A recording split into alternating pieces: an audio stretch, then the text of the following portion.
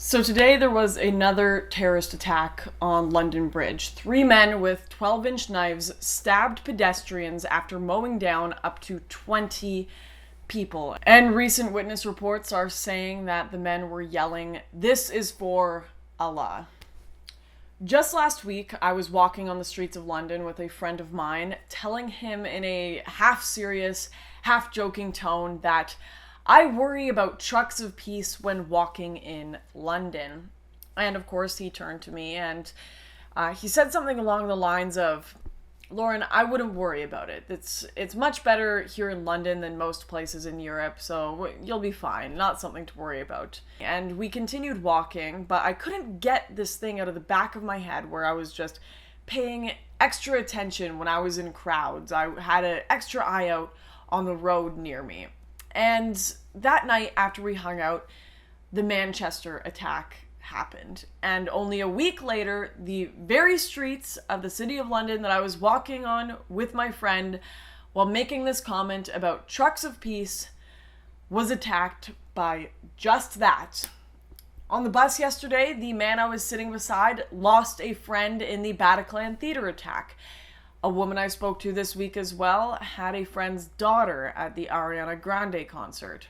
The young men and activists I was spending time with in France last month had walked and seen the blood on the pavement of their French brothers and sisters in Nice. And if people truly believe that today's plague of terrorism is not going to impact their lives at some point, they are sorely mistaken, because I can assure you that the degrees of separation are going to close in every single day as you sit on your hands and make excuses for this barbarism.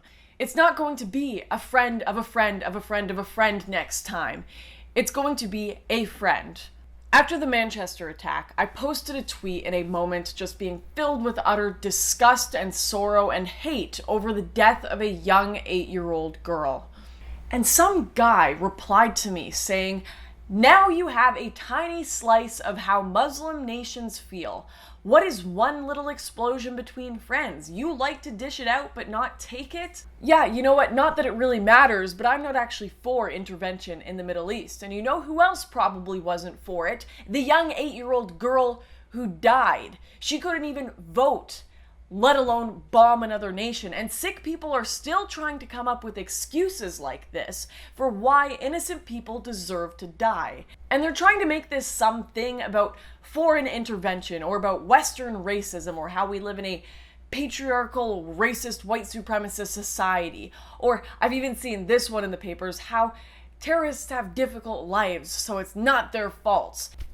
Well, you know what? A lot of people have difficult lives. And if terrorist attacks pervading the Western world today really are entirely the fault of foreign policy and we deserve it, then how the hell do liberals explain the Christians being killed every single day by Islamic terrorists in the Middle East? Just last week, 28 Christians in Egypt were killed by a terrorist in a bus while they were on their way to a monastery to pray. They sure as hell are not the West. They sure as hell are not American soldiers or even on European soil. There is a sickness within Islam, and I have no more words for it because I don't even know what to tweet anymore. I've been so desensitized to this senseless murder like much of the rest of the world, apparently.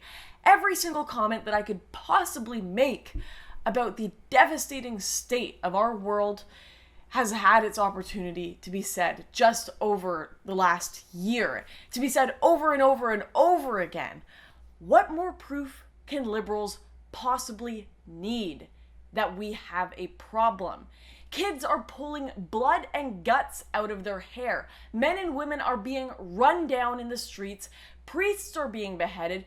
Families are being blown to bits. Young girls and boys are being kidnapped and sold to be raped and abused in a first world country, the UK, and concert goers are having their eyes gouged out in France. And what does the government and the mainstream media tell us? France is going to have to learn to live with terrorism. London Mayor Sadiq Khan says terrorism is just part and parcel of living in a big city.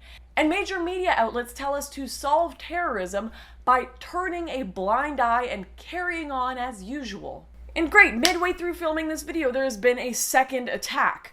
Breaking, second attack in Borough Market in London, hashtag London Bridge, reports of heavy gunfire. There are people dying right now on the streets of London, and if people try to oppose this carnage, if they try to oppose the Islamic extremism and mass migration that is causing this, they are potentially put behind bars like Tommy Robinson. They're arrested for hate speech and have their homes destroyed like many right-wing dissidents in Europe. Or if you're a group like Generation Identity that tries to peacefully protest against these horrors, you're branded an extremist by both the left-wing and right-wing media, who are both into virtue signaling now, apparently. It's sick, so people are left to do nothing but make hashtags. Hashtag don't let the hate win, hashtag religion of peace, hashtag not all Muslims, or hashtag I stand with blank, whatever city has the people's blood spilt across the pavement next. Just throw that in there and it'll solve the problem, apparently.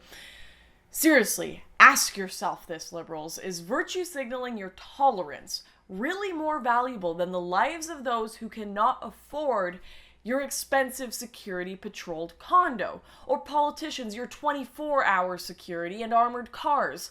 Is your guest spot at Slate really more important than the future of Western civilization? Hashtags are not going to stop those blind with hatred for the West. The only thing that will stop this is if we put an end to the government-mandated mixing of incompatible civilizations and the importation of value systems that are hostile to ours. That is the only solution, whether you like it or not, or whether you find it bigoted or offensive or not. If you want people to stop dying in the streets, you have to do something other than change your profile picture. And liberals, the longer you keep quiet and sit and watch the maimed bodies of your fellow men and women being carried away, the more you make yourself complicit in the agenda of those who seek to tear our culture apart from the inside. These horrors are not going to be worlds away for long, and they are not going to be stories on the internet or videos on Twitter for long. This is going to become a reality for everyone if we do not solve this problem. And don't tell me I let hate win because I am angry with the senseless slaughter of innocent people. Hate won on the streets of London today when we did nothing to stop it.